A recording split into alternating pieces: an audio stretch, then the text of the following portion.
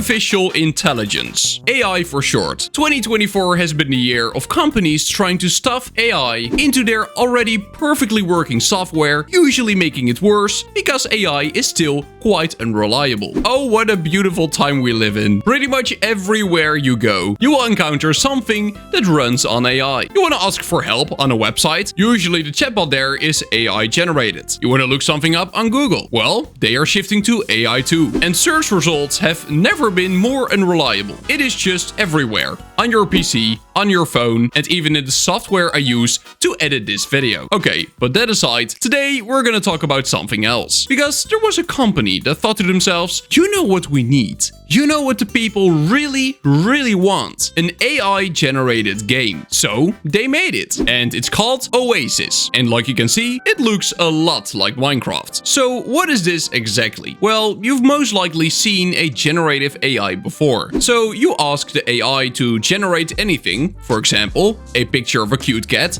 Send. And now we're happy. At least I am. I love cats. Now, Oasis is also a generative AI, which means it generates images. But instead of taking a while and then generating one image, it generates it all real time, allowing you to actually interact with it, basically making it a game. Now, I got some footage here, and I think you and we can both see it looks like a knockoff version of Minecraft. So first of all, why does it look like Minecraft? Well, the whole reason it looks like Minecraft is because this AI has been trained on footage of Minecraft. And with all the footage it got, it is able to produce, well, this. Now you can see that it is very funky. Blocks reappear and disappear all the time. Entire forests appear when you don't look at them for a bit. And one of the most beautiful examples, definitely, is when you have a fence and you make it so it is almost out of view, but still barely visible. And you then take the fence fully in frame again. All of a sudden, you will have a gigantic row of fences instead of just one. So,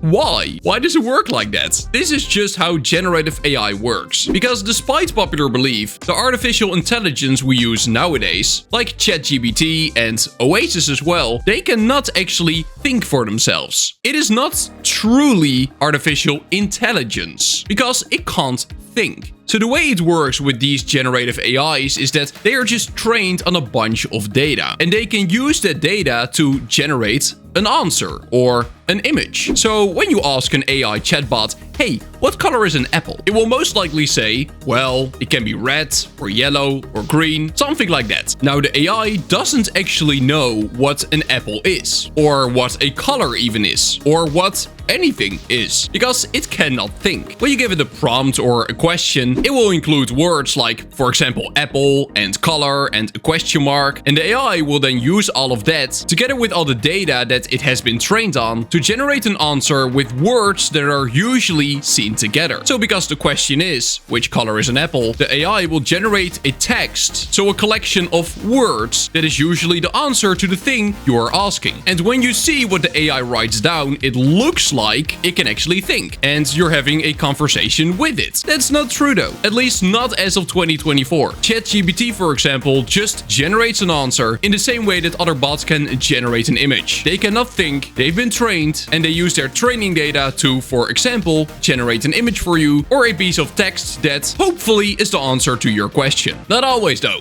AI makes a lot of mistakes, and that's the reason why. So what does that have to do with Oasis? Well, you can clearly see that Oasis works in the same way. When in this footage you see the forest, and I then look away from the forest, and after that I look back in that direction, there is no longer a forest. Because again, AI cannot think, so as soon as it's no longer in sight, for the AI, the forest doesn't exist. And the fence turning into a big row of fences, that is the direct result of the footage that Oasis has been trained on. Because in Minecraft, how often do you see just a single fence standing in the middle of nowhere? Well, pretty much never. In Minecraft, when you encounter a fence, it is usually part of a big row of fences, in front of a house, for example. So when you make the fence almost go out of sight, and then you look back, then the AI assumes, oh, it's a fence. It's probably part of a big row of fences then, because that is, according to the AI, usually the case. That is what it most commonly sees in the training footage. That is also why, when it tries to place down a fence in a desert, it automatically turns into a dead bush.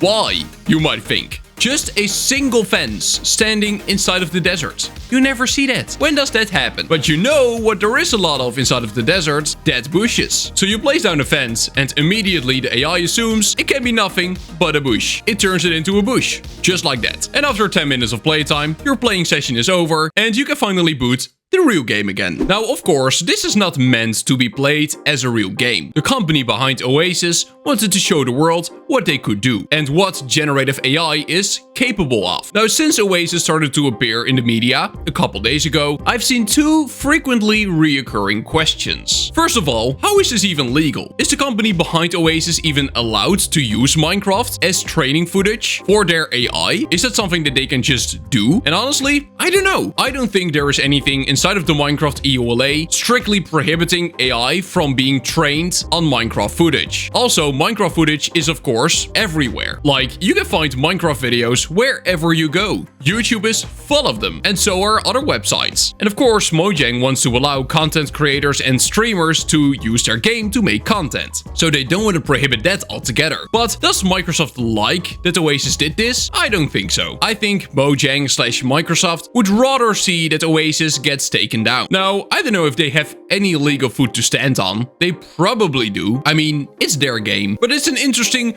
moral question for sure. Because they literally fed Minecraft footage to an AI and it made a Minecraft replica. A very bad one, don't get me wrong. It's barely playable. But if eventually in the future AI improves and Oasis starts to look more like an actual playable game, I'm pretty sure they will start running into some copyright issues. And then the second question I saw a lot: is Minecraft doomed? Are AI generated games the future? Well, to the question if Minecraft is doomed, probably not. If there is something that's gonna kill Minecraft, it's not gonna be Oasis. It's probably gonna be another game that everybody flocks to and starts playing. Oasis is not a competitor. It's barely a replica. It's just a proof of concept that something that closely resembles a game can be generated with AI. But it's nothing more than that. And will we see AI generated games in the future? Honestly, maybe, if in a couple of years AI can actually start thinking for itself. And as a result, it will also start remembering things. Then it will remember that there is a forest